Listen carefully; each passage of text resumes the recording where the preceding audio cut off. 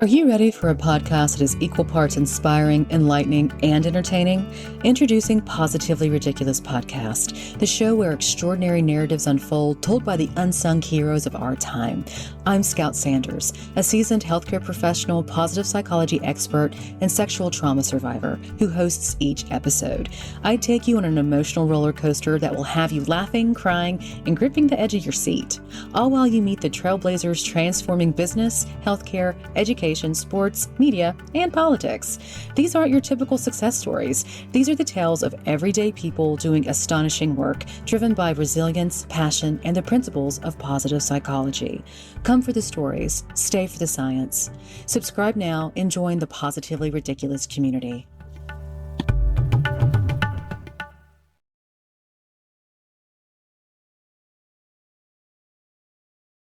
Hello, and welcome to another episode of Positively Ridiculous Podcast, where you come for the stories and stay for the science. I'm your host and curator, Scout Sanders. I have no doubts that you enjoyed our last episode when we talked with Jody Wellman, founder of 4,000 Mondays. I hope you have taken her work to heart and are planning to go out in a cloud of smoke by living like your life is on fire. Woo! Is it getting hot in here? Keep your clothes on, groupies, because we have another exciting guest with a remarkable personal story of how tragedy, hope, and humor can act as catalysts for inspiring words and inspiring people. Buckle up, Buttercup, because this is Positively Ridiculous. Author, social entrepreneur, and positive psychology thought leader, referred to as a passionary. She's an intuitive healer, well-loved inspirational speaker, and expert workshop leader and facilitator. She has shared her wisdom with thousands of people throughout the world to help them embrace their lives through positive psychology insights and easy-to-use interventions. Founder and CEO of Soaring Words, this is Lisa Honig Buksbaum. Lisa, welcome to the show. Thank you. Great to be here. So excited. Well, I'm excited to have you. You are one of the people in positive psychology that I have always wanted to speak to and have intimate conversation with and connection. And I feel so fortunate to have that. And also, you kind of, sought me out whenever we had first met, I think at Summit. And we got off to a great conversation, and there's been a connection there since, I believe. Yes, I think because we both believe that the ability to heal and the ability to be resilient and have a sense of agency and purpose and meaning is something that is inherent in most people. And it's not something that someone in a white coat or a medication has to give them. It's that we can help them as guides and healing professionals to jumpstart that, to ignite that passion within each person and that wisdom that resides in each person. Yes, very much. I think that you put that very eloquently. So whenever I was just reading your introduction, you're referred to as a passionary. So tell me more about being a passionary and how does one become a passionary? Sure. So everyone has an inherent set point, that they are a little bit more curmudgeon-y or a little bit more bubbly and vivacious, have a lot of vitality. So I have an interesting combination of tremendous zest and passion and vitality. It's one of my signature strengths, a lot of energy.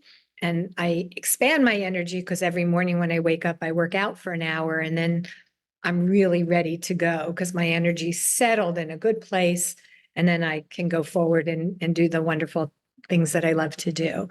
But I also am very spiritual. So I feel like I kind of have one foot in both worlds, the doing, and really I have a very big mission and purpose in life, which I'm sure we're going to get to.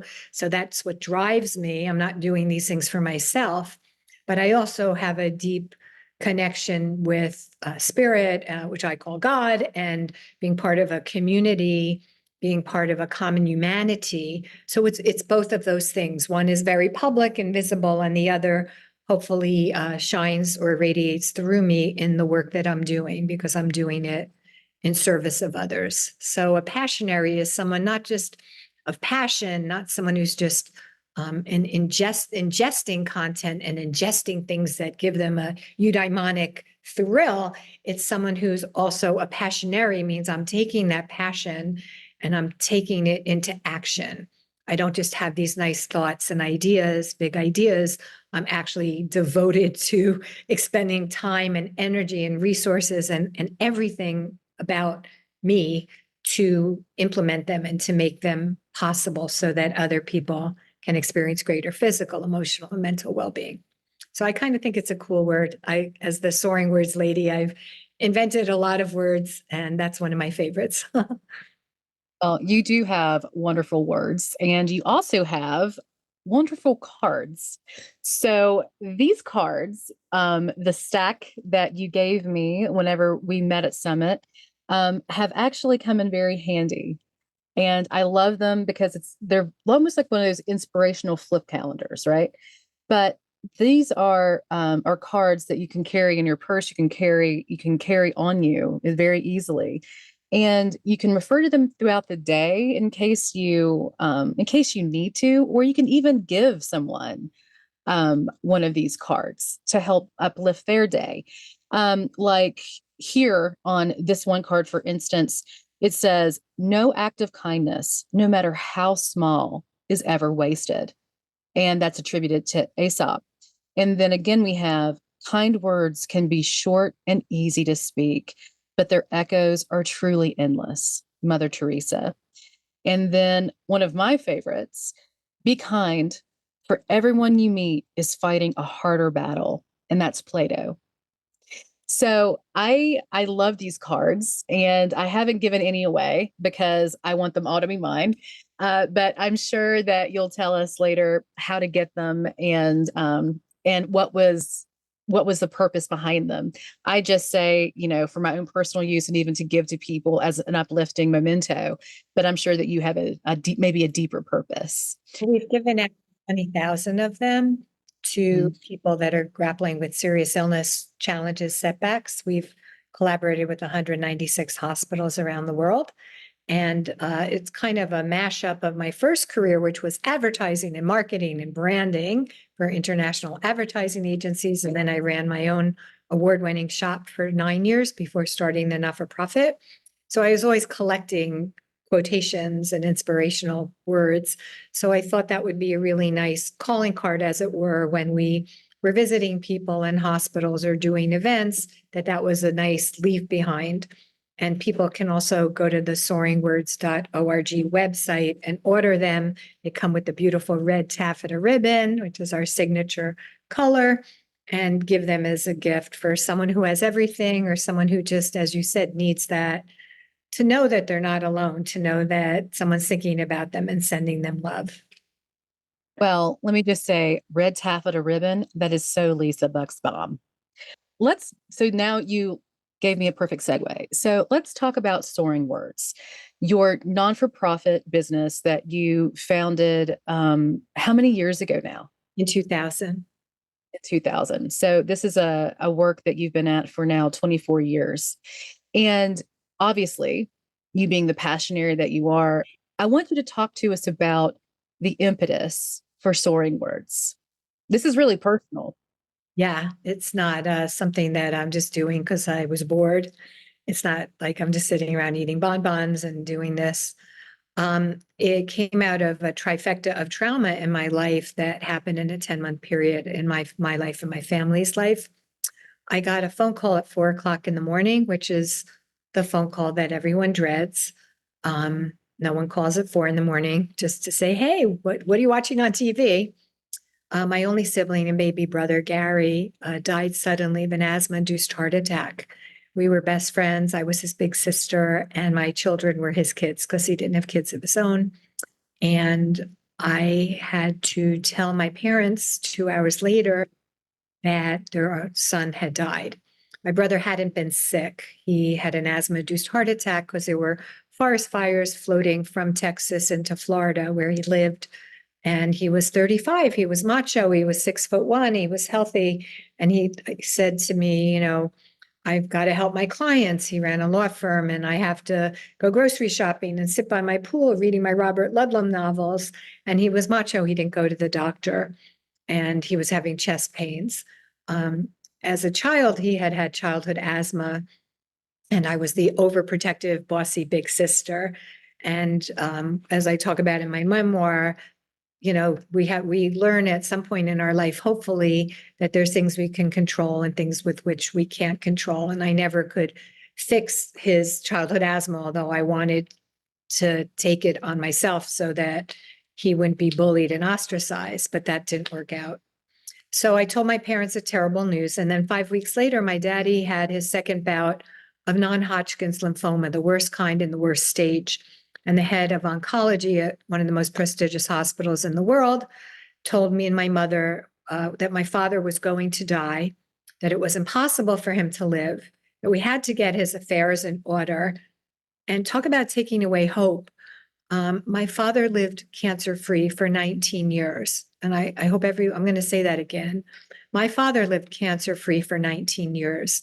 And it's important that when people do get these dire prognoses, that they pay attention and take an active, considerable role in their care and being a healing, caring presence for their loved ones or people in and around their lives.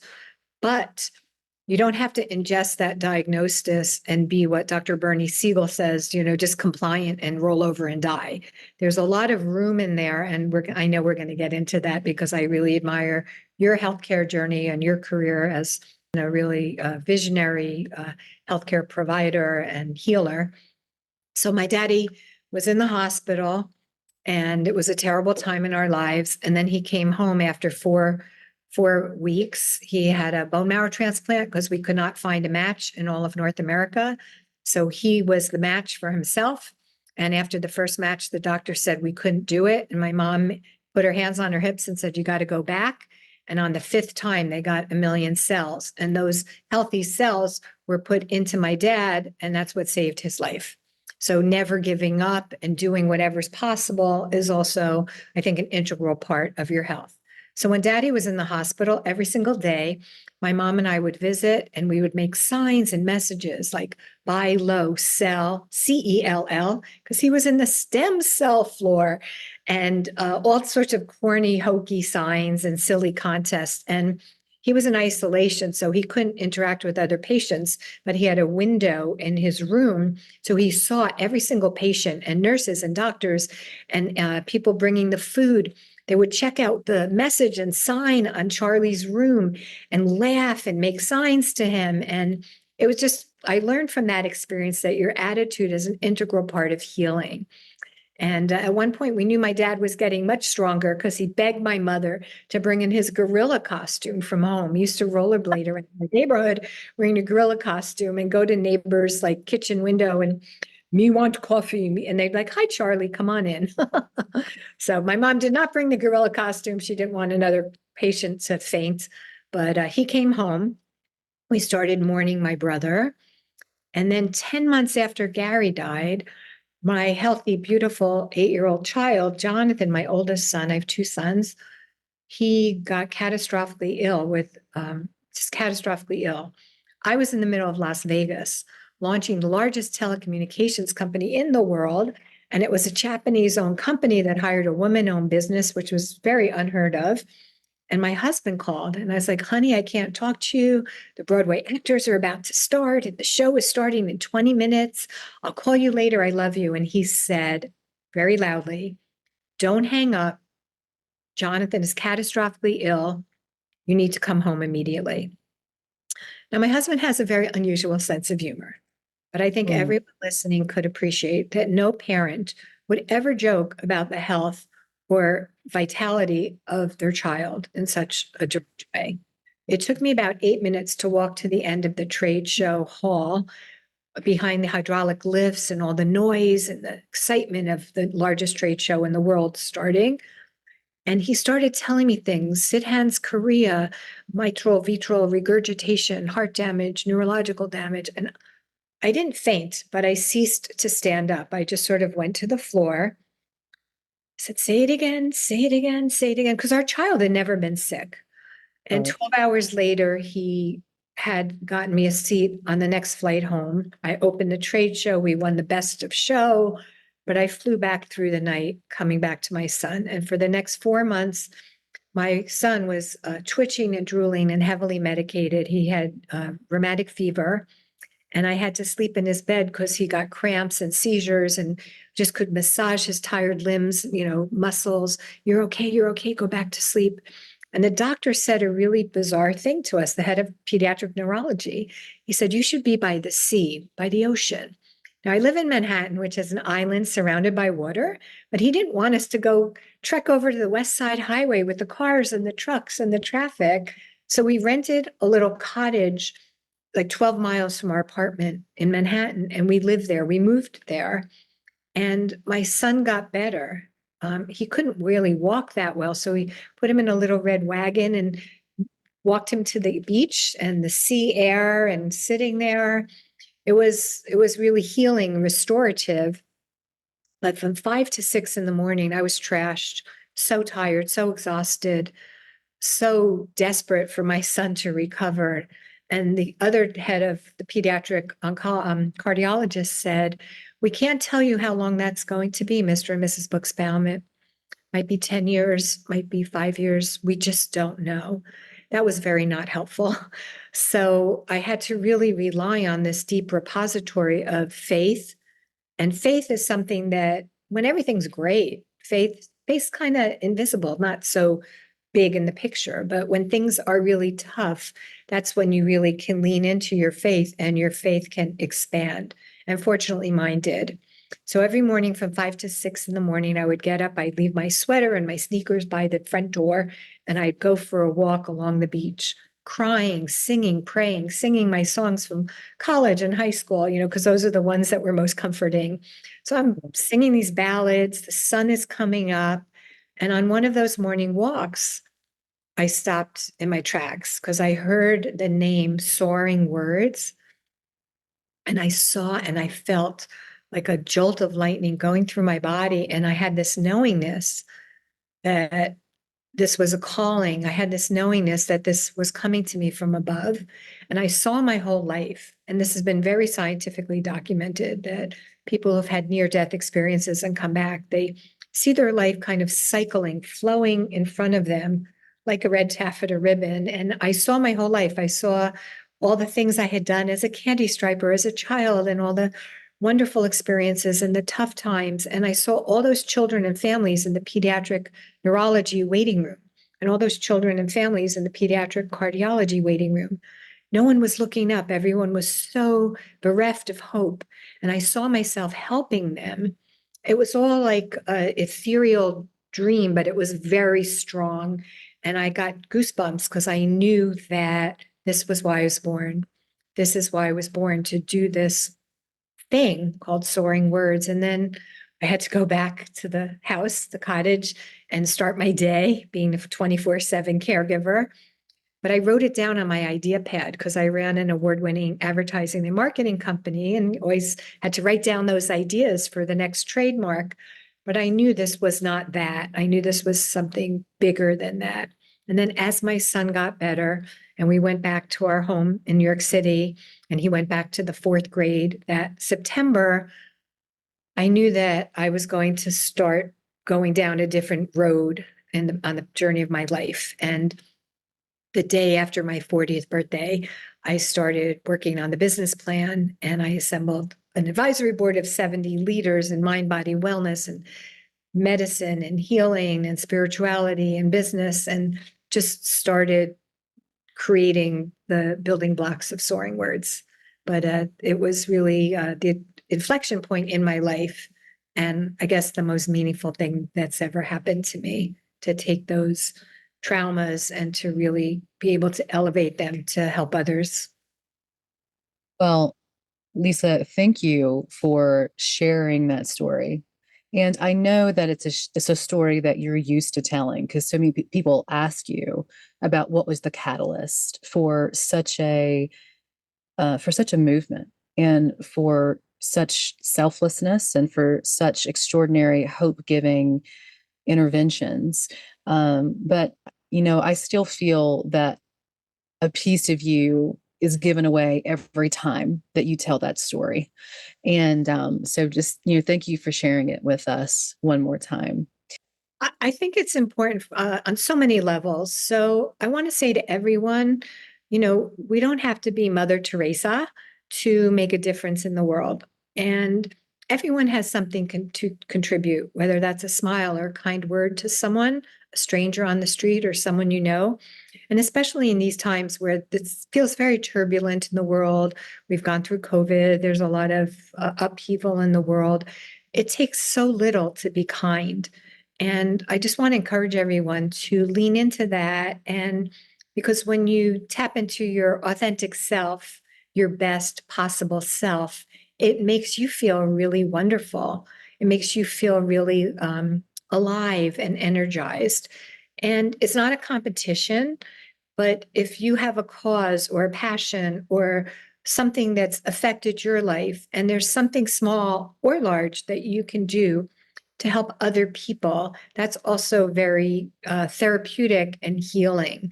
So I just want to encourage you. And then lastly, if there's causes or things that you care about, to scratch a little beneath the surface, because most organizations were started by someone like myself who had something happen and then it altered the trajectory of their life. Corporations are not people, companies are not people, they're started by people. And it's all about stories. And there's so many fascinating stories that still need to be told. So I just wanted to share that with people because I hate when I give a keynote speech or give a talk and people put me on a pedestal. I'm just a real person with a real messy, busy life.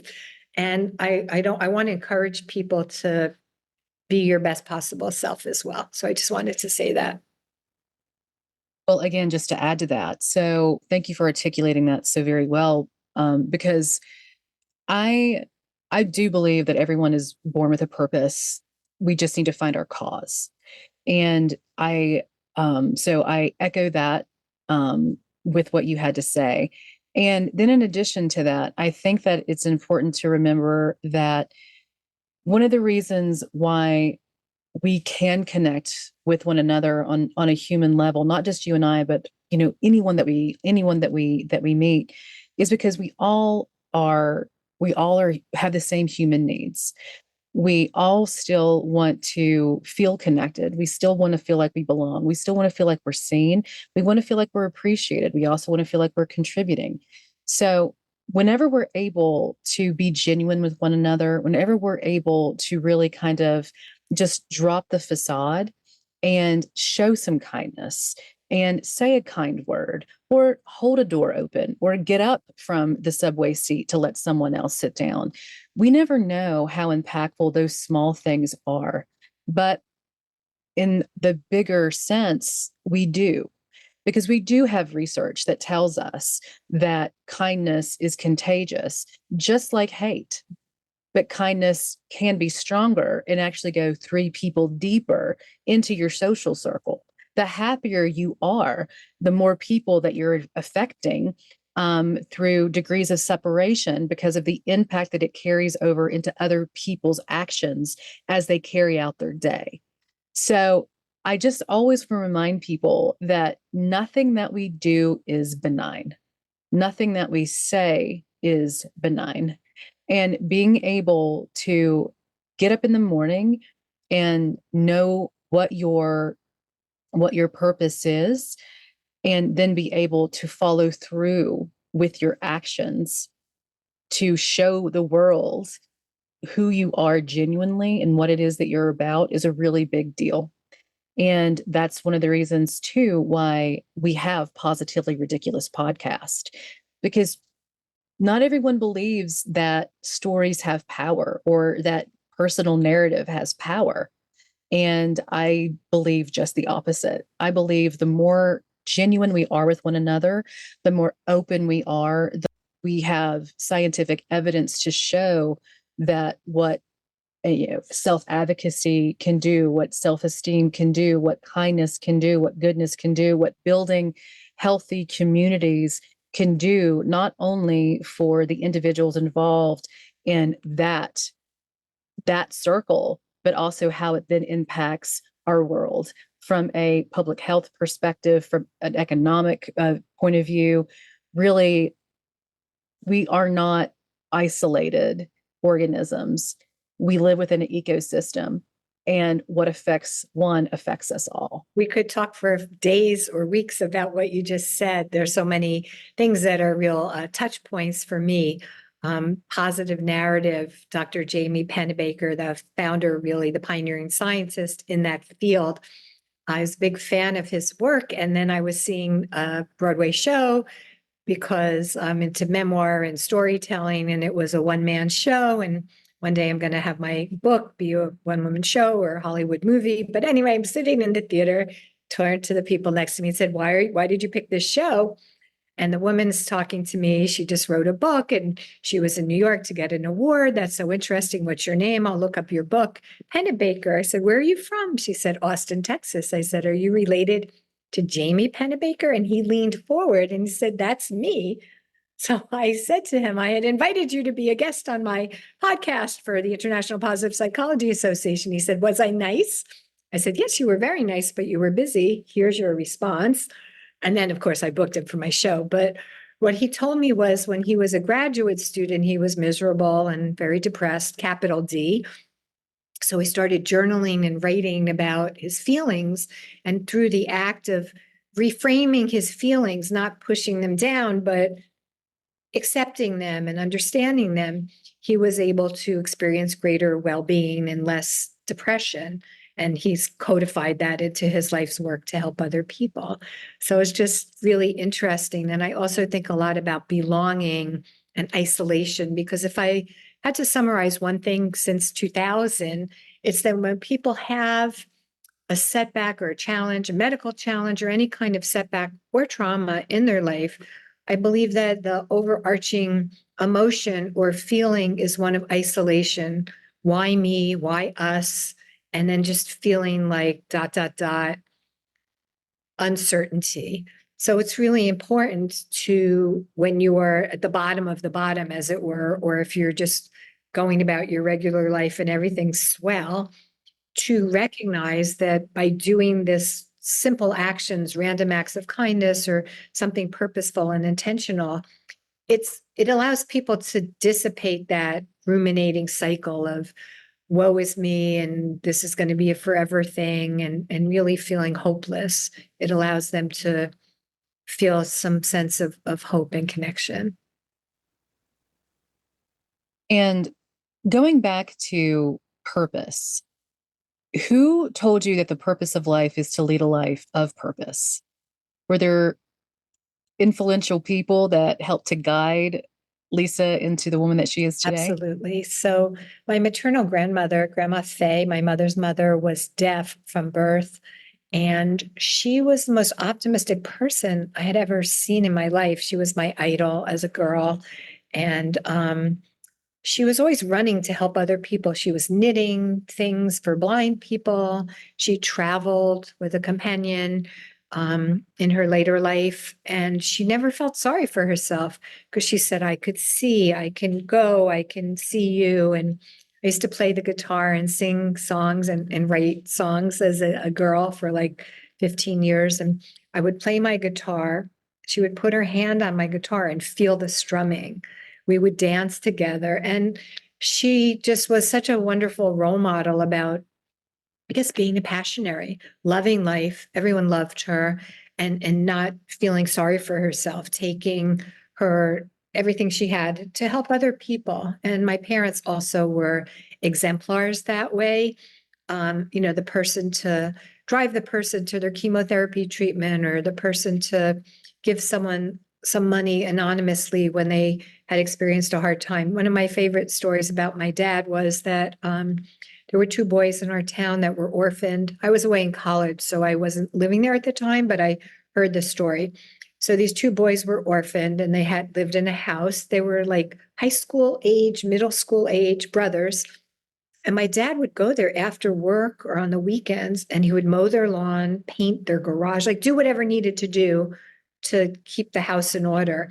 And my father was very fastidious and creative, kind of a force of nature. And one day someone pulled up in front of these boys' house and said, excuse me, sir, do you have a card? Because he would do different things. He'd like mow their lawn on a diagonal one week and trim their shrubs. And the guy thought he was a landscaper. So when he came home, my mom, she was like horrified, but it just showed, like, I had really good examples of, as Rabbi Abraham Joshua Heschel said, when he marched with the Reverend Dr. Martin Luther King, we're praying with our feet. It's not enough to think good thoughts, people. You have to do something to really put them in action to manifest them. So I had really good role models that way. I was fortunate to have really good real life role models that I happened to be related to. So they really modeled this behavior of thinking, expansively, thinking about others, and then doing something to make a difference. But when I was also a young girl, I became a candy striper, which meant you had to wear this dorky little red and white uniform with like a nurse's hat. And you would go through the hospital with a cart with newspapers and magazines and these mauve plastic disposable pitchers. And you would offer people juice or water or crackers or newspapers or magazines. But, just coming in, and you would talk to them, and it would, we did a lot, but it seemed at the time like we weren't doing so much, even though we were taking it very seriously. And I learned about Florence Nightingale, and she became my role model because she lived at the turn of the century in England. She was from a very aristocratic family, but she decided that she wanted to devote herself to helping others. And during the Crimean War, she discovered all of these innovations that she put into practice and is considered the founder of the field of nursing. I think the field of medicine, in terms of hygienic medical practices. And I was always very inspired by her. And as a young adult, I went to the Florence Nightingale Museum in London and spent like 4 hours really doing a deep dive into learning about her life. So her nickname was the lamplighter because she would bring a lantern into the tents at the front lines of the war and change the bed linen of these soldiers and talk to them and treat them like people, not just like the kidney patient in bed 4 or the guy with the severed arm in tent 5. And I really believe that what she did and how she had this whole person approach to seeing other people, respecting other people, being tender and giving them hope has really informed my work in a deep way. What's also very interesting, especially about the nursing profession. So obviously I've been in healthcare for 20 years. I've been a advanced practicing nurse or a nurse practitioner specializing in cardiac and vascular medicine and surgery for 15.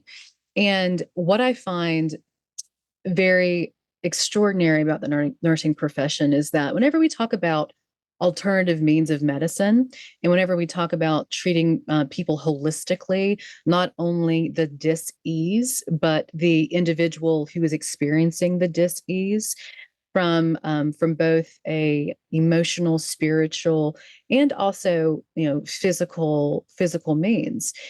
Is that something that has really been the basis of the nursing profession for hundreds of years? And like you said, actually was more so founded on that philosophy of not only treating the person, but then also treating the soul. And so that is something that I think, especially in modern day healthcare, we've gotten away from, but we're actually seeing a circle back around as to a holistic treatment approach.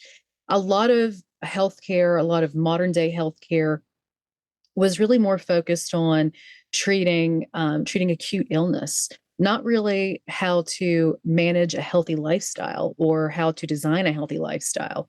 Modern day medicine, as we know it, really came about after the world wars, whenever we were having to treat, severe wound injuries.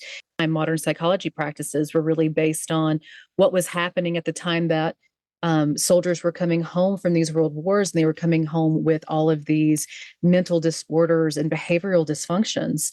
And a lot of it was, again, to treat acute issues, not really on how to design a life or live a life that brought you health, happiness, and well-being. It's interesting now to see that we're moving more towards that, the more that we're understanding the mind-body connection.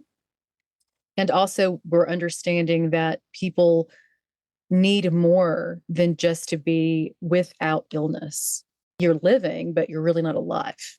And we're coming to a better understanding of that. So there's also a very interesting area that you practice that you also used personally at the time that you were going through this terrible, terrible 10-month period of illness in your family. And that has to do with guided imagery. I was fortunate to study with Dr. Gerald Epstein, who's a leading international expert, a pillar in this field. He was trained by Madame Colette Albo-Mascar, who had her practice in Jerusalem, and people would come from all over the world to meet with her. She had a turquoise blue door and a garden in the back of her home, and people would come and from all over the world, like on pilgrimage to meet Madame Colette, and she would heal them. She was a spontaneous healer. And so I was intrigued, and I studied with Jerry for 3 years through the American Institute of Mental Imagery. And it was very helpful because from a young age, as a young girl, I had a deep knowingness, like I knew things before they happened, a prescience, psychic ability. It's not a cheap parlor trick. I don't have it, on my calling card, but as I got more and more into this work with Soaring Words, and we've helped over 500,000 people around the world, and then I've met with thousands and thousands of people in the whole constellation of care. So it's the person with the presenting illness or symptoms, but it's also the constellation and the family, the loved ones. And it's also the constellation of care, the PAs, the physician associates, the doctors, the nurses, therapists, physical therapists, all these wonderful people who are devoted to helping the person regain their health, to regain their life as best as they can. So I started seeing people in a private practice, and I've seen about 120 people over the years, people who had tried everything else. So the first question is, do you believe that you could have an active role in your healing? And if they say no, I change the subject. Let's talk about the weather. Let's, whatever.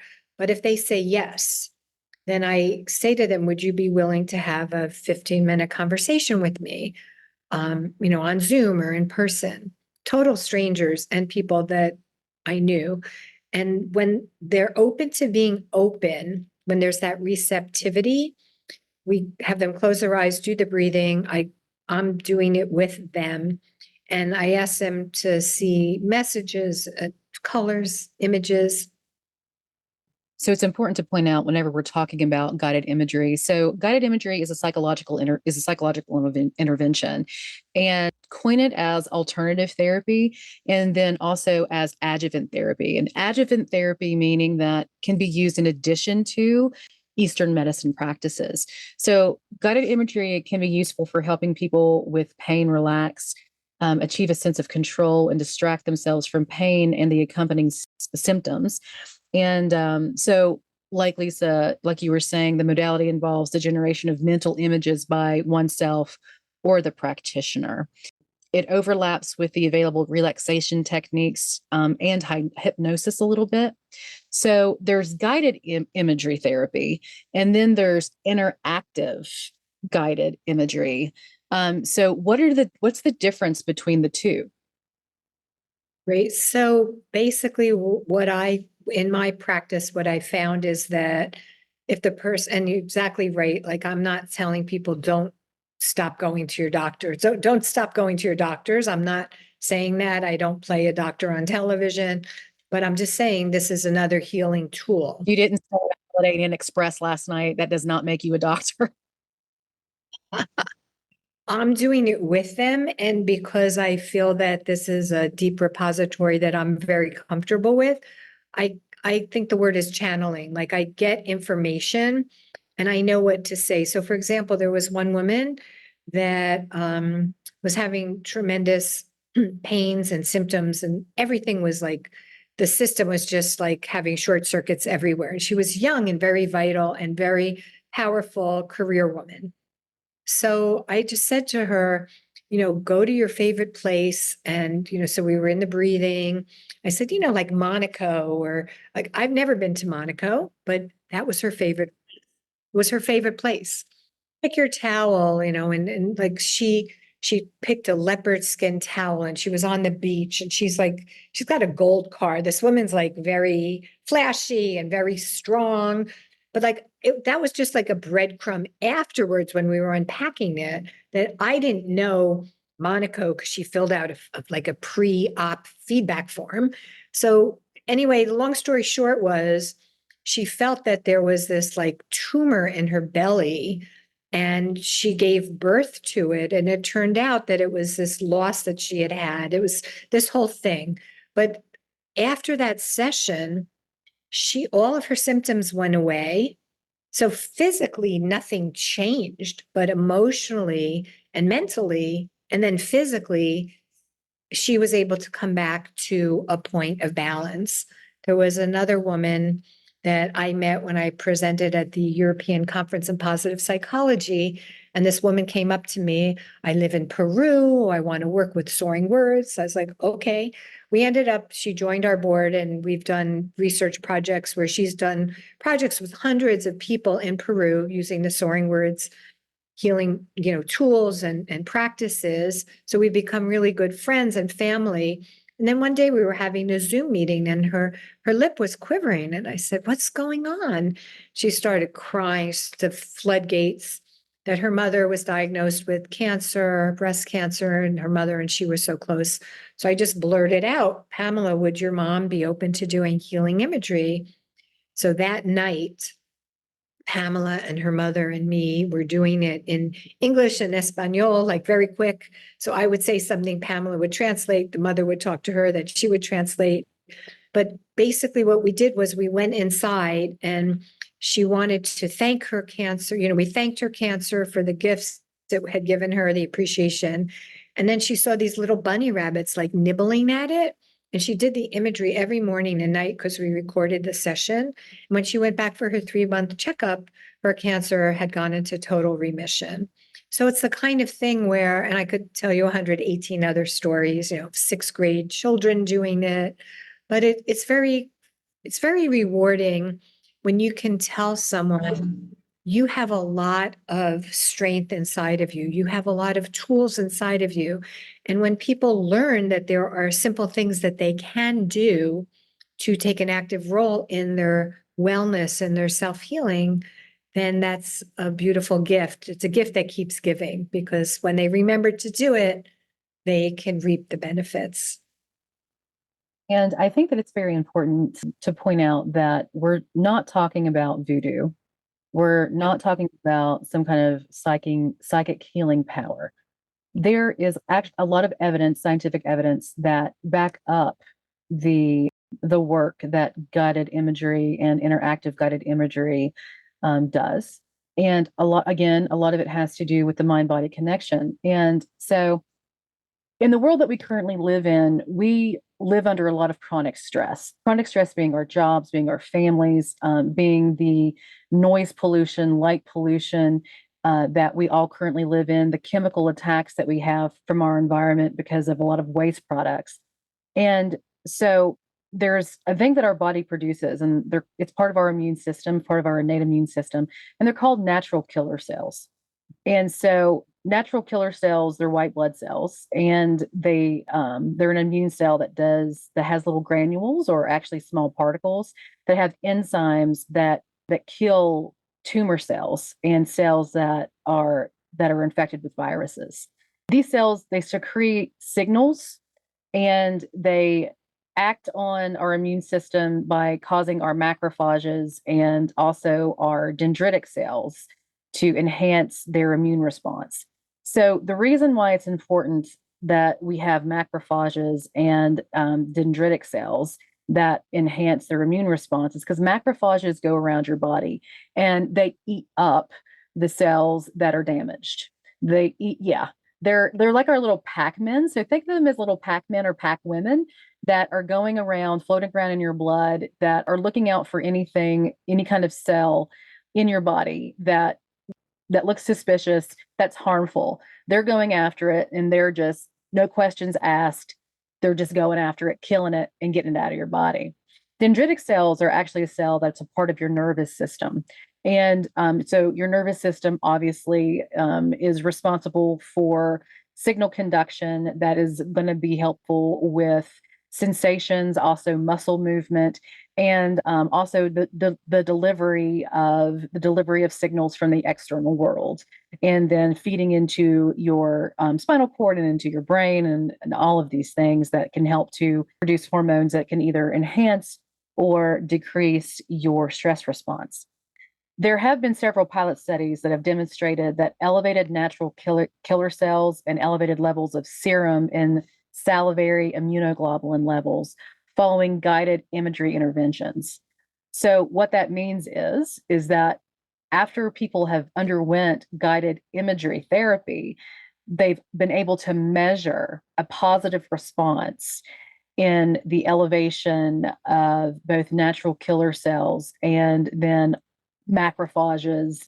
What they're saying is you're lowering your stress level, you're concentrating more so on the functions of the inner body. You're then feeling that you're more in control, that you have more autonomy, and that you're more connected with your true self, causing your body to decrease its stress levels, allowing it then to act efficiently and to do its job of taking care of the things that are invading you that aren't supposed to be there. So I don't want anyone to think that this is not founded in science and that it hasn't been studied.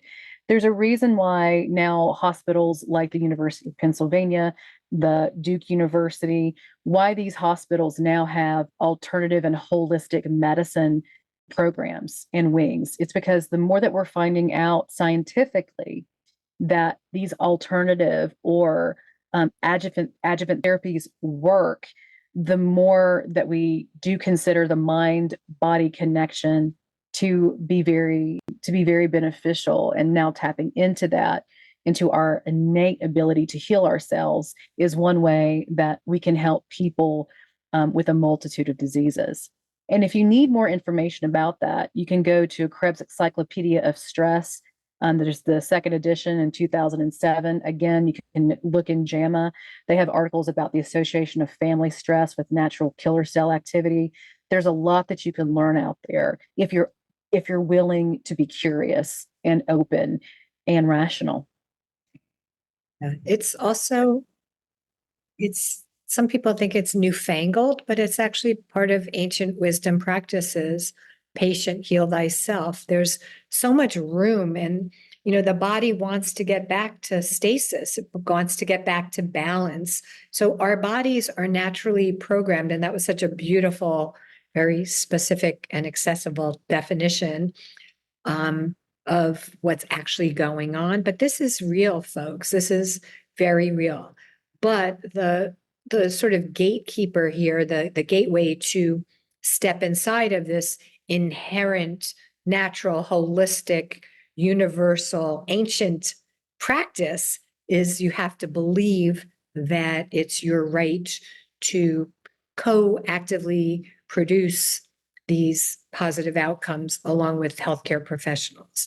In other words, you have to believe that you're not just giving up and you're not just a number or a statistic or someone who's going to let the illness take over your life, that you're going to just subsume everything in your life to become a patient who has cancer or even a cancer survivor. Like, there's a way to not have that overrule your whole essence.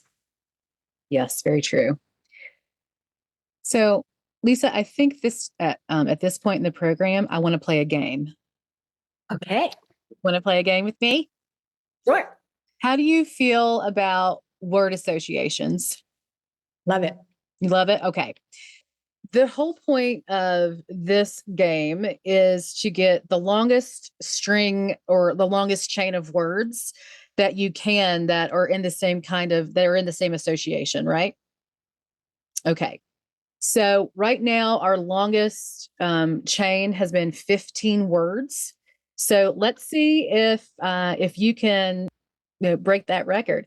And I have every confidence from someone who is a UPenn alumni, Columbia University alumni, and then again, a UPenn alumni. I think that you can do this. This is something that you can handle. And for God's sake, you were in advertising, a champion in advertising for I don't know how many years. Pressure, no pressure. Yeah. No, I'm just setting you up. Look, I'm setting you up for success. Okay. This isn't failure. We don't fail here. We learn. We don't fail. Okay. Let me just give you a word. Okay. So it's a single word. And it's the first word that you think of whenever I say self-reliant. Resilience. Okay. Resilience.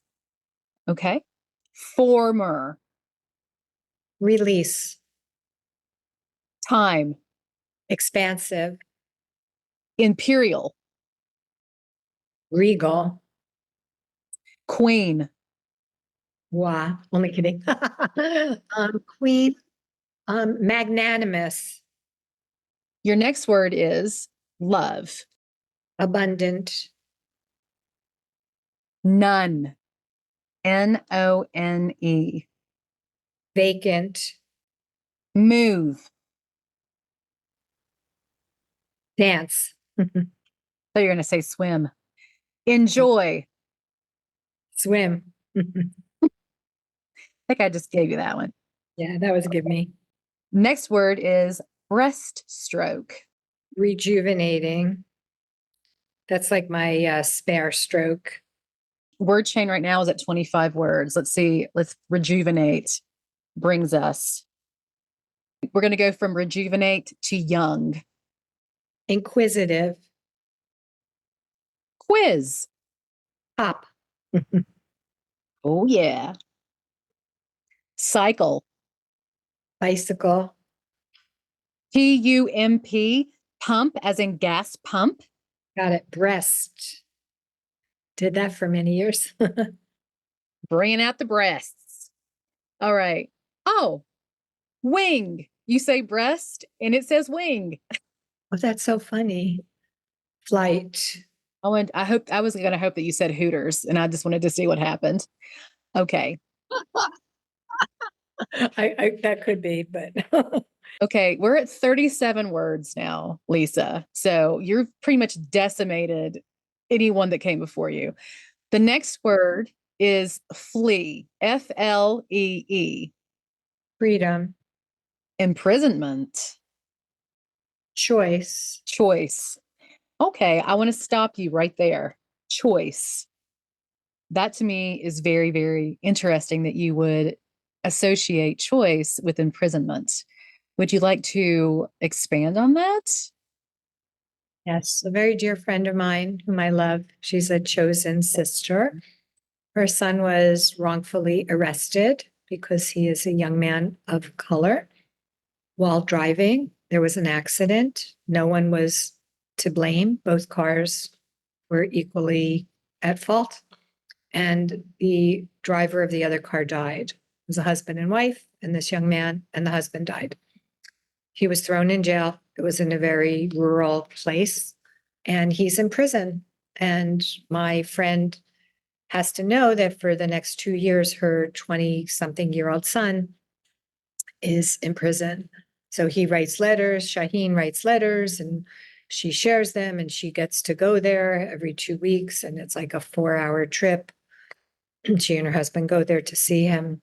And what I'm just in awe about is that this young man is choosing to see this moment in his life as an inflection point, that coming out of it on the other side, he knows that his life will be in some way more meaningful than it had been if that hadn't happened.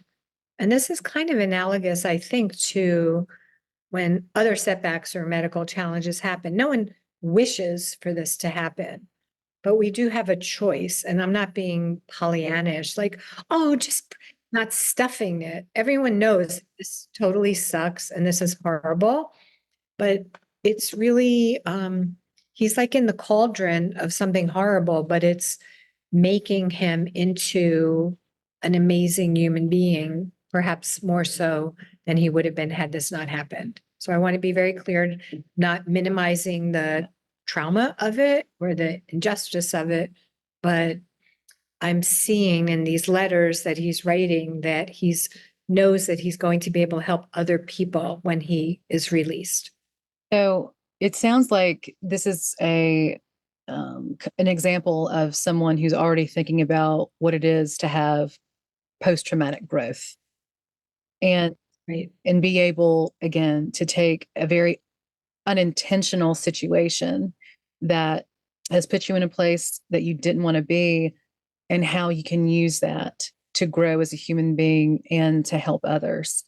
And Dr. Richard Tedeschi, one of the pioneering scientists who coined the term post-traumatic growth, along with Dr. Lawrence Calhoun. Rich is a dear friend and positive psychology mentor, and we've presented at many international conferences together.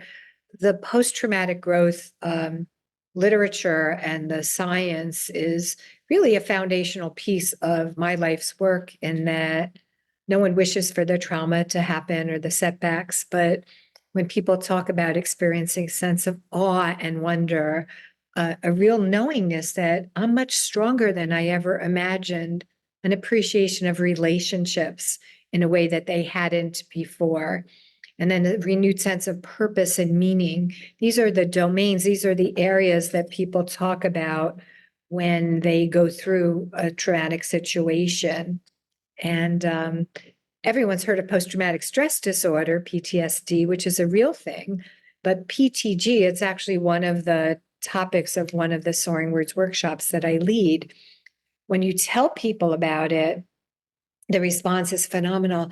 That's exactly how I felt. And I also saw that in my own life. Like when my brother died, people said, well, how many other siblings do you have? As if that would be a healing alternative to having a dead brother, or, well, at least he lived to be 35. Just people say really inappropriate things, but traumatic growth is something that comes from within, and that when you tell people this is normal, like I remember laughing the first time after my brother died or my son got ill, and my family, we laugh a lot. We use a lot of gallows humor, and that's what gets us through. Daddy with the gorilla costume in the hospital, or we just have a lot of ways to dissipate the stress and the tension. But it's normal to want to lean into your strengths. It's normal to want to not have your whole life be defined by this reification that going forward, I didn't want to be the woman who has a dead sibling. Like, that's not the soundbite on my life. It's Gary's beloved sister and living forward for both of us. But don't define me by my loss and by my absence. Define me by what remains and what strength is there to go forward. So I love that you shared that, particularly whenever we talk about don't look at me as the woman with the dead brother. Look at me as the full human being who has a full human experience and has strengths, has more to me than just this one incident, even though it was significant. Because of my work with adult survivors of childhood sexual abuse, it's very important that we don't stay within a diagnosis, that we ourselves don't allow society to continue to victimize us with stigma, or by telling us that we will remain victims for our entire lives. And that happens a lot, especially whenever you look at the statistics of adult survivors of childhood sexual abuse and their life outcomes. And so through my program, Stand, I find it very important for those that have went through therapy, that have gotten to a place where they've been able to process their trauma and they're in a stable place, to now really be able to stand on their strengths and be able to rise above the diagnoses, a lot of the PTSD, and to rise above the stigma that comes with believing all the statistics that say You're never going to be able to attain a higher education.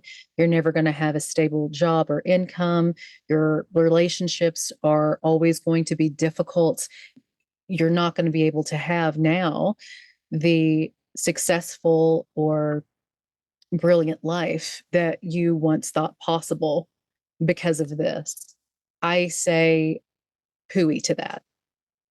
We're absolutely more than the trauma. We're more than the event, and we're more than statistics. We are vital, strong, resourceful, and adaptable human beings. And I think that the human element and the whole idea of grit, resilience, and anti-fragility is forgotten in that. And so I work very hard, very, very hard to promote and to inspire and to really bring about tangible programs that people can work in order to go from surviving to conquering. And I think that that's very important. We create our destiny as soon as we determine, as soon as we decide that no one else can do that for us. That's part of writing your own narrative. I just want to say that this is exciting for me to remember this work that you do, because I'm going to be speaking this summer at the European Conference of Positive Psychology. And the symposium that they picked was our work with Israel. And as you know, on October 7th, there was a lot of sexual trauma from Hamas that was using rape and sexual atrocities as a weapon. And we're going to be working with the Israel Trauma Network and other countrywide organizations to address this trauma and do some Soaring Words healing, empirical, workshops and interventions. So I would love to, on your show, invite you to be part of this work, and we'll talk. We could talk for hours, but it's so important. And it's also going to be very important to show, which we're already seeing from firsthand accounts from the hostages who've been freed and from the people who survived the Nova music concert, that there is this inherent anti-fragility, and at the same time, these people's lives were shattered, and holding both of those realities. It's very important work. Yeah. And fortunately, there's not the triple stigma now that people aren't talking about it. So we have to, in a world that is kind of a little silent about this that just happened, I think it's really important to shine that light, as Florence Nightingale did, in the dark places, to bring healing, self-efficacy, and dignity to people who have been violated. Yes. So, Lisa, thank you for inviting me. And of course, I would be honored to be part of any program that I can that helps other survivors. And I want to share this because I think that a lot of people imagine that, oh, you started a podcast because you wanted to talk about positive psychology and you wanted an audience and you wanted to be special. Some of those things people can kind of have a very shallow understanding of, why it is I'm here and why it is I felt inspired to share the science of positive psychology and what it's doing in the world. But my underlying cause, my underlying cause is to build a platform in order to advocate for adult survivors of childhood sexual abuse, to be able to bring programs into the national conversation like Darkness to Light, which works on educating people about childhood sexual abuse, how to report it, how to respond to it, how to also respond to someone who comes to you with their story, and also destigmatize survivors and their experiences. And then also working with organizations like RAIN, which also is a very good organization that helps to protect children and also protect victims and survivors of sexual violence, both intimate partner and also anonymous. I guess best to put it. that is my cause. And I found that this was my purpose probably about 5 years ago, but then became very evident while I was going through MAP, while I was going through the Masters of Applied Positive Psychology.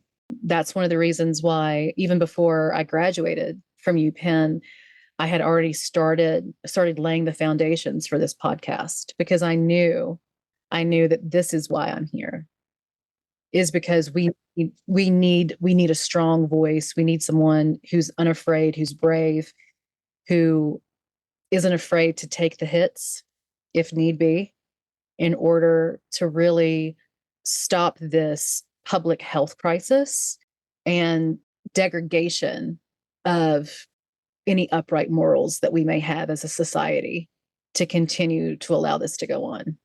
If I may, as a tenacious, spunky, funny, brilliant, kind, wise person, it's so wonderful when someone's purpose collides with their whole being. So I just want to salute you and see you, respect you, and encourage you, because it's so needed and it's so satisfying to, there's room for everyone to have this collision with their purpose and then take that action and not be resting on one's laurels. So that's so wonderful. It's great. Thank you very much. I accept your support. So let's talk about this. I read this statement. And I was like, Lisa is my spirit animal. Like, Lisa is my little tigress. I asked the question, what's the one thing about your field of expertise that almost no one agrees with you about? And you came at me with this. I don't know one thing that no one agrees with me about. That's because I am a visionary, a person of great passion and action. So I don't spend a lot of time pondering what others are thinking. Actually, I don't really spend any time doing this. I was like, okay, boss, no problem. I loved it though, because this is the thing, is that you bring up a very important point. It's whenever you are someone that has a very clear vision, someone who's confident in what they're doing and knows that there is a purpose to this, and that there's going to be plenty of people out there that aren't going to necessarily believe or support you. It's very important to, number one, be like, that's okay. And number two, thank you, goodbye. And Yeah. I'm going to keep going. And you said that. It's like, I don't think anyone disagrees with me, but even if they do. Well, it's not entirely true in that when I started Soaring Words, if I had $1 for everyone who said, oh, that's so cute. That's like fluffy art projects, those paid forward projects you're doing with those kids in the hospital. That's so cute. And the bubble over their head was fluffy, BS, not important, not serious. So I didn't pay that any heed. I didn't internalize that, because I knew I didn't need to get a master's degree in positive psychology. I was doing this for 11 years before getting the master's. And I knew from being in the trenches, from running to these hospitals every week, from talking to thousands of people, I knew that there were physical, emotional, and mental breakthroughs that were happening after the children were part of the Soaring Words healing interventions, those first 18 years. So that was the sort of word on the street. And then once I started to empirically measure with hundreds of students for my capstone thesis, and then hundreds and thousands of people since, we have data that shows qualitative data. Qualitative data is when the nurse manager says, that's the first time I've seen that person smile in 3 weeks. Or when the parent says, my relative was so, bereft of hope, and now they're laughing and going to the playroom to interact with other children. Like, we had all these qualitative, which is a fancy word for word statements that people, observing the people, were saying. And then in 2019, we started working on a municipal level with the city of Jersey City, the most diverse city in North America. And we were doing workshops for all of the people who worked for the Department of Health and Human Services who were burnt out, stressed, and needed a lot of tools because there were a lot of people in marginalized communities in Jersey City, and they needed a lot of support. So from those people, they would say things like, wow, I always thought this about gratitude, or I never knew these were my strengths. But now that I know them and I can strength spot in other people, I'm going to use them with more confidence. And then the last 2 years, I've pivoted a little bit more to focus on aging people, individuals in long-term care facilities, individuals who are aging in place. That's a fancy word for people who live independently, which is great because the data show that more than 50% of the population will be over 65, and that's where all the growth is.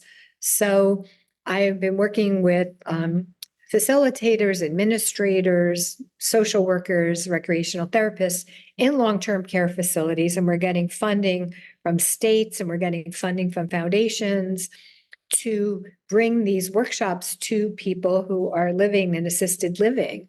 And it's very exciting because there's so much ageism, there's so much anti-aging thinking and words, and I'm really part of this movement to change that so that we see the whole person. Because when people are going to be now living well into their hundreds, like the old thing, like you're going to retire at 65 and get a gold watch and just take your walker and sort of shuffle off into the horizon, like that doesn't work anymore. I swim 6 mornings a week. There's 80 and 90-year-olds in the JCC swimming pool, and they're fabulous. And when I'm getting there at 7:15 or 7:30, they're leaving. Why? Because they got a shower. They're going to go see a show. They're going to go to a museum. They're going out for coffee. They are busy, active, vibrant people. So I think there's a lot that when you see a need, and you know in your bones or you know from your life experience that this need is real and that you have something to offer to move things forward to help in some big or small way, that's why looking over your shoulder doesn't really help if you want to move forward. I think Nelson Mandela said, let your thoughts and your intention and your feet move toward the sun, in the same direction. So I love that's great. That's wonderful. And I'd also like to add on to what you were saying about qualitative data. So yes, qualitative data is more of what one observes, and like in a change, in a personality, in a person, in an act. But then there's also quantitative data, which the medical community, we definitely will lean more towards quantitative data than qualitative. we have both. We do both. Yes. And that's very important to point out is that even within the social sciences, there is both quantitative and qualitative data. And so whenever I'm saying the quantitative data of positive psychology, well, it's just like what I had alluded to earlier, is we saw a increase in immunoglobulin in saliva in those that went through guided imagery, heart attack patients or post-surgery, whenever they do meditation and also whenever they do narrative reshaping about their situation. And all of these things lead to healthier humans that are able then to pursue healthier habits that then create a longevity to their life that they wouldn't have had if they would have continued on the same paths. So it's really about treating people holistically and understanding that there is a mind-body connection. And again, nothing that we do or say is benign.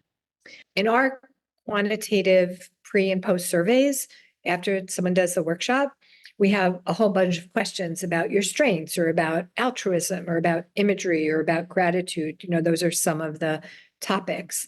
And we ask them before, and then we ask the same questions, but jumbled in a different order after. And the results have been outstanding. We found like 97% of people say, I feel more confident than I felt before. 89% say, I feel more grateful. I recognize my strengths more. Like in the 80s and 90s, these are astonishing results after doing a 1 hour workshop. And the idea is that once a mind has been expanded, and that's why we also do the learning and listening, but people process information in different ways. So some people can listen and, hopefully are interested in what I'm sharing as the workshop leader. But then every 3 or 5 minutes, we pause the video and there's an immersive prompt based on appreciative inquiry. Appreciative inquiry is something that was started by Diana Whitney and David Cooper-Ryder that poses questions in a way that's generative and nurturing. It's not Pollyanna, like stuff things under the rug. We talk about painful things, but it asks you to find, when you are going through a difficult time or a challenge, can you write about a stranger or something happened that was unexpected that supported you in a meaningful way? So we're not just creating this sense of victimology, like my suffering is greater than your suffering. So it's very powerful when you give people the opportunity to look at their life, the positive things that have happened, the challenges and setbacks, and to learn from that and to go really deep into that and write about the things that created the shift or the aha moments or the ways in which they were able to endure. And it's by doing that, whether you're a survivor of childhood molestation or whether you are, in a burn unit because you were in a terrible accident, it enables you to say there is suffering and I am suffering. I do not want to be here. But there's also a way for you to tap into your life experience or looking around you and looking toward a best future and to take an active role in deciding and defining what works for you and what you want to work towards. And I think it's so powerful.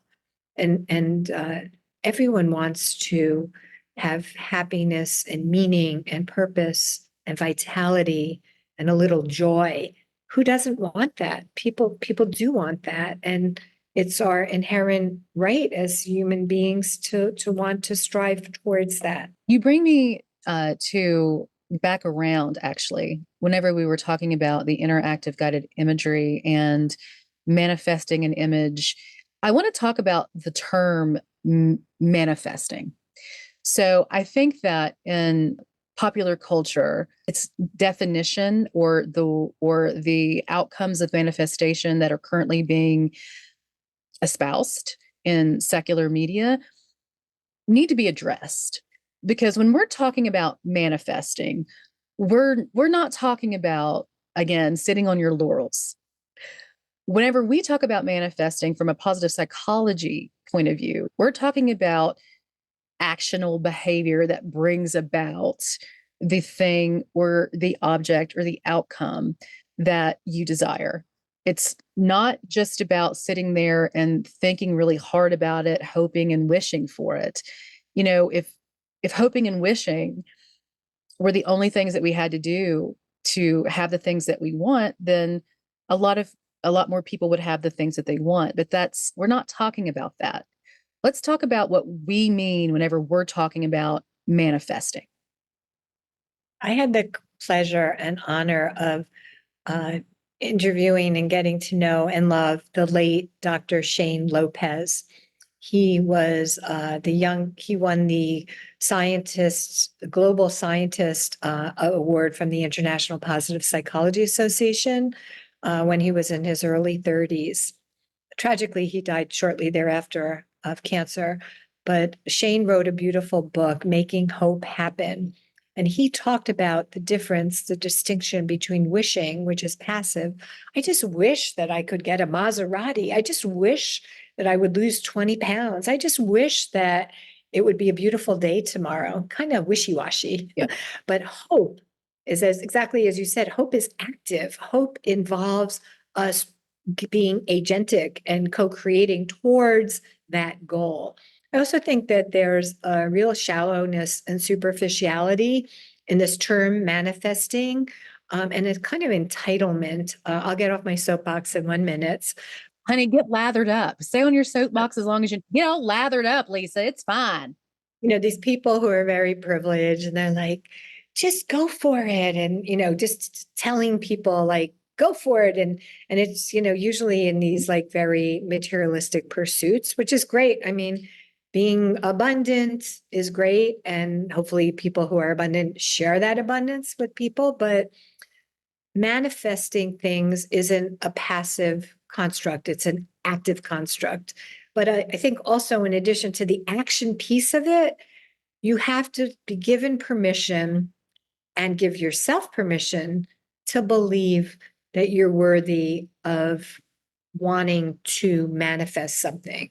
And that's a tricky thing also. There's a lot of people in marginalized communities. There's a lot of people in very affluent communities that have been enculturated or taught from a young age to not expect good things to happen, to not believe that they're worthy of good things to happen. So I think for me, it's been very rewarding to invite people to get in touch with what they are seeking, what they're hoping for, and then teach them how to do that so that they aren't beholden to someone else to give them permission to do that.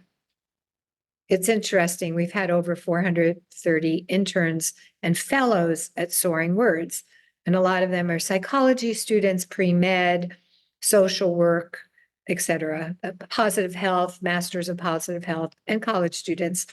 And I always know they usually sign up for a semester or 2 semesters, 120, 180 hours of field work, and I'm their supervisor.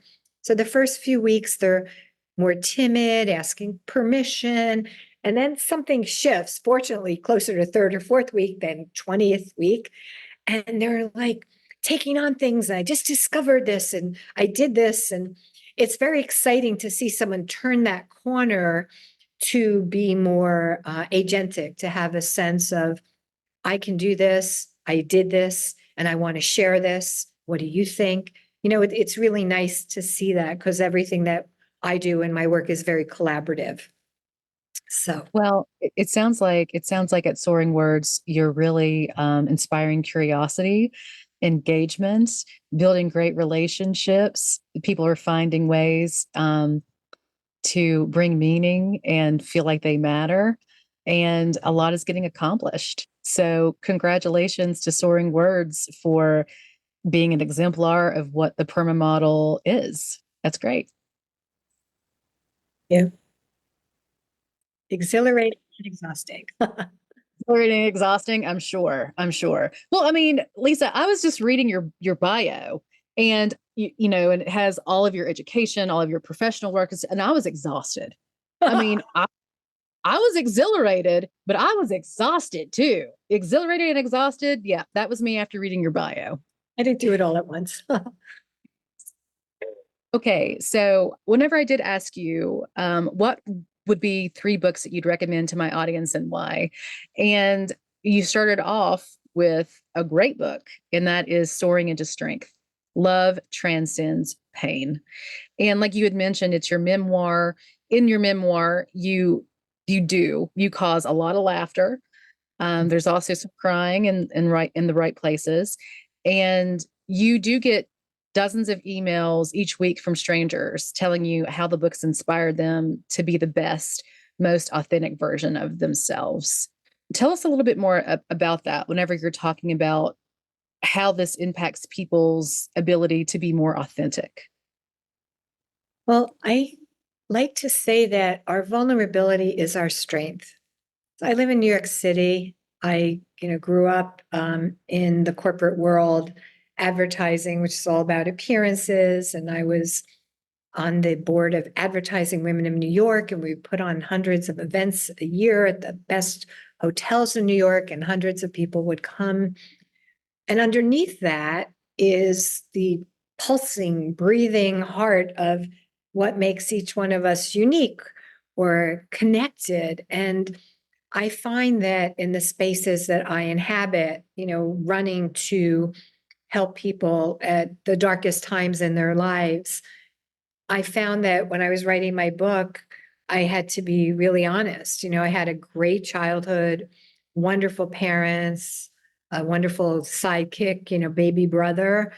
middle class upbringing, coming home from school every day for lunch. But, there were horrible things that happened.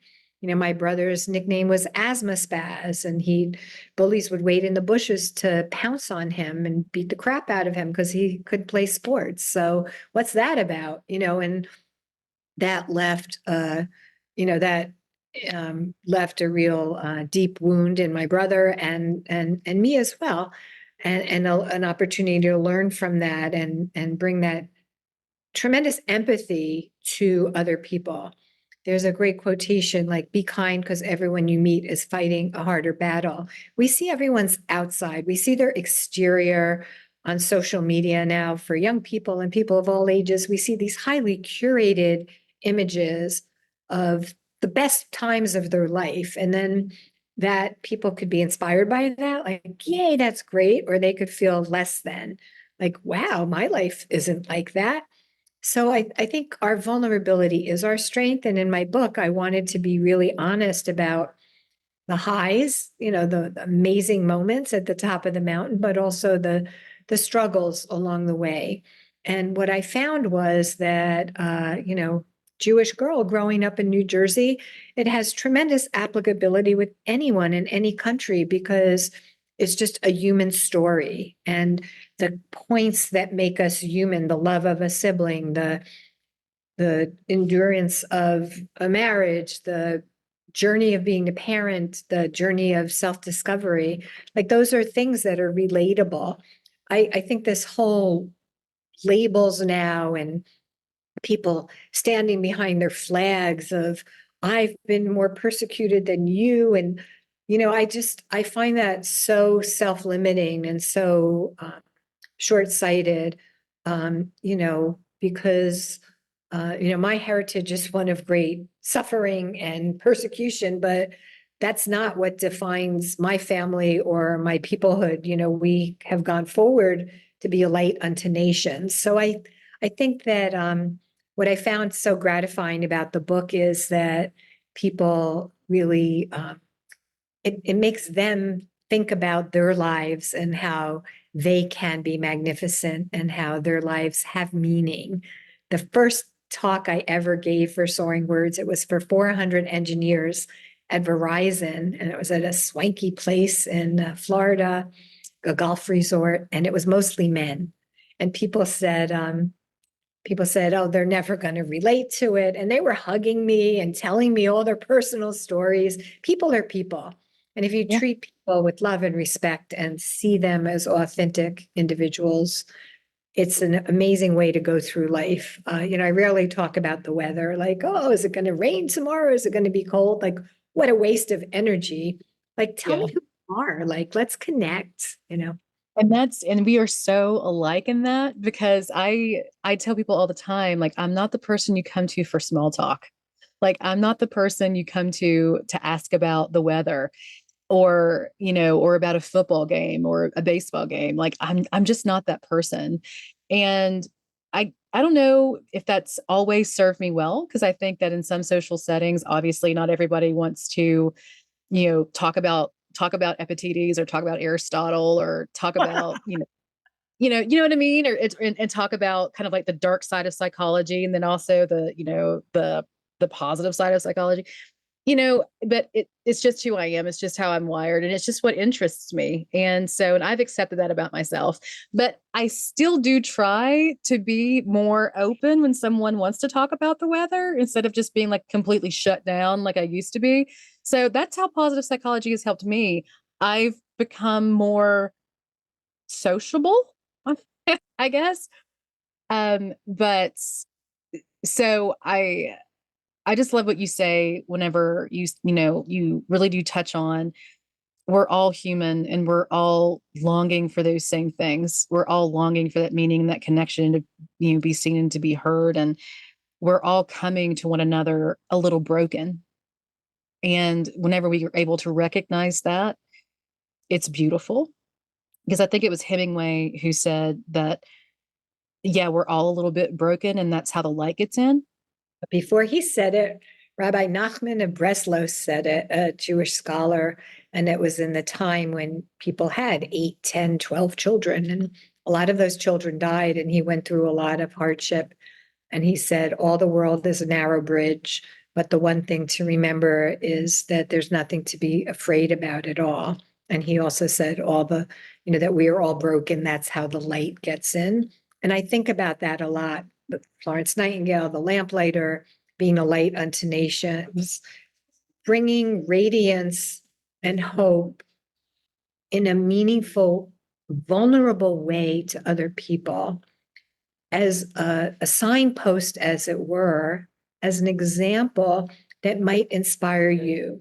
So I'm not better than anyone. I haven't figured it out more than anyone else.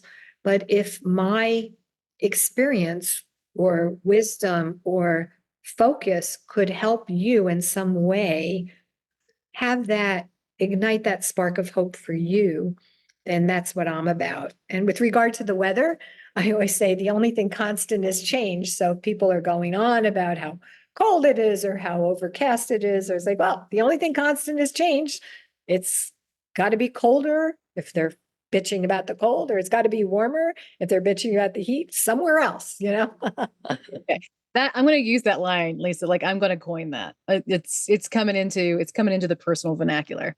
Good. So there's one more subject that I wanted to touch with you on, and it actually has to do with victimhood.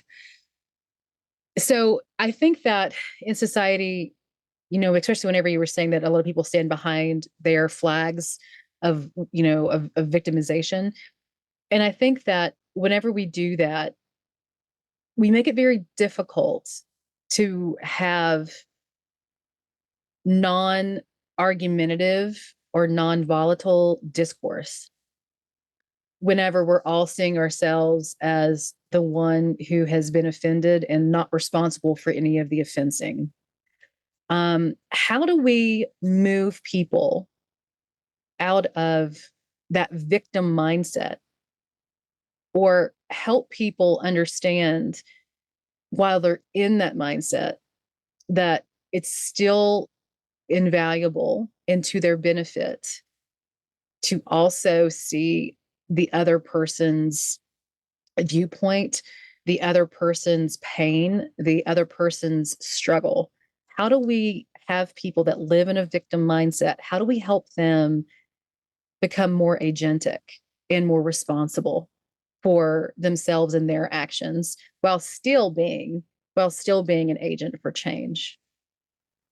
So I think it comes down to choice that, I just love people. I love people. And in New York City, it's a very heterogeneous community. Every street changes and blocks change. So when I go to the nail place, there's Cindy, and she's there, and they get there at crack of dawn, and they're there till late at night, and they are, it's a great American dream. They are doing what they're doing and have a local business that hundreds of people come to, and they come back. She's not saying, my English isn't so good, and I came here.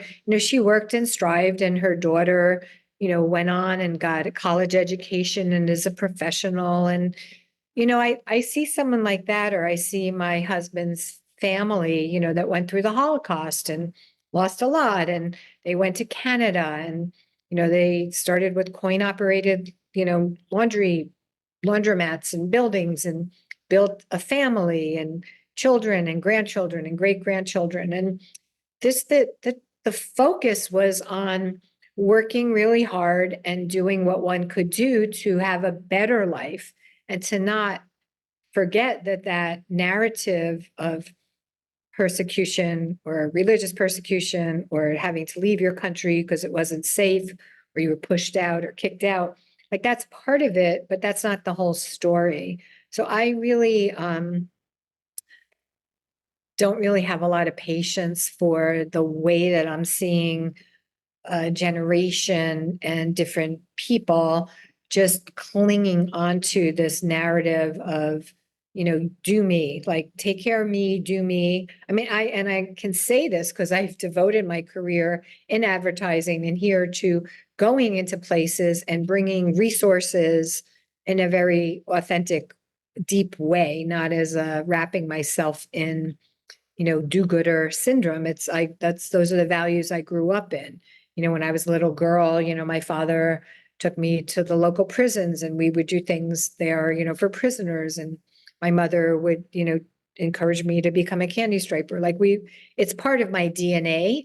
But I think that the number one thing about victimhood is if you're always a victim and you're always looking to blame other people, then you're not really respecting yourself at all. And it's a horrible way to go through life, angry, mad, just always poised to strike. And so it makes me really sad that I see a lot of this coming up now. And then the other thing is civility. I live on the Upper West Side of Manhattan. There's a certain demographic in my community in New York State, New York City that people know about.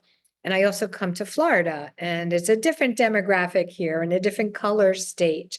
And I realized in getting to know about 7 or 8 women in the swimming pool every morning, I call them my mermaids. They're like doggy paddling and talking for an hour. I'm swimming for a half hour after going to the gym for a half hour, and then I'm talking to them for a half hour. And I've fallen in love with these people, but I know that they have different politics than me, different opinions than me, and we just don't go there. But it doesn't mean that I can't be civil and an important part of their life and to welcome these new friends into my life. But just recognizing that some things, we have a choice. We're not the same and we can keep it civil. So I think there's this lack of civility. There's this very heightened hatred, hate spewed things that are it's like a toxic waste dump globally. And it's very sad. And, I can't ingest that. I can't watch the news. I read the news, but I can't watch the news. And I can just do the things that I can do, which is put the focus on myself, be the best, most authentic, kind, gracious version of me. And when I'm not, apologize or say, what's going on? Why are you so brittle? Why are you withdrawing into this place? And that's all I can do. And love my grown children and love my grandchildren and love my chosen family of friends and people that are constantly coming into my life in a deep and profound way, because that's what makes it worthwhile. This isn't a dress rehearsal. This is our life. So my Hebrew name means Eliza, which means joy. And I realized when my youngest child went off to college, like I should meet my girlfriends for dinner and doing fun things and doing the things that I've always loved to do. So my 60th birthday present to myself was I started taking voice lessons because I used to sing and play the guitar for 15 years and then kind of stopped doing that. So it's really an invitation for everyone to, if really bad things have happened to you or you're feeling less than or really overwhelmed, to just look inward and find one place, one thing, one action that feeds you and is nutritive and generative and nourishes you. And just start with that. And, like the sun, like radiating on your face, like it just makes you feel good. And you can tell us scientifically the vitamin D and it does all these great things. Like just start small and the positive ripples can cascade out. So I hope that anything I said today has inspired anyone to be your fabulous, best, amazing, deep, and complicated self. And Scout is always such a positive intervention and so joyful to spend time with you. I'm really honored and happy that we were able to spend this time together. Me too, because Lisa, I know that your words have definitely taken wing.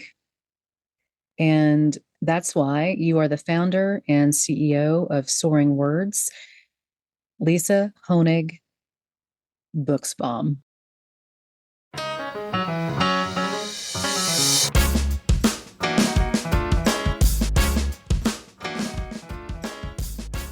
Hi there, you groupies for good. Please don't forget to like, follow, rate, and leave a comment on whatever streaming service you listen to or at positivelyridiculouspodcast.com. Do you prefer to watch the action? Then head on over to patreon.com/positivelyridiculouspodcast, where you can find full-length videos of each episode, merchandise, and so much more. Thanks for stopping by. Talk soon.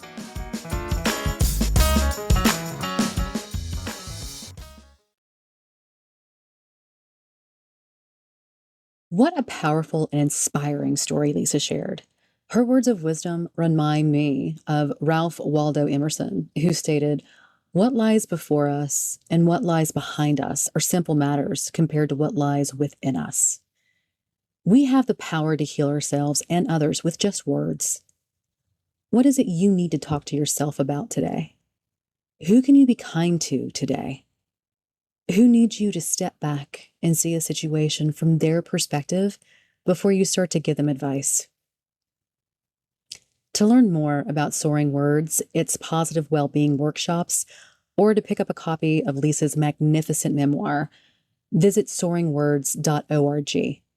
Thanks for stopping by, and talk soon.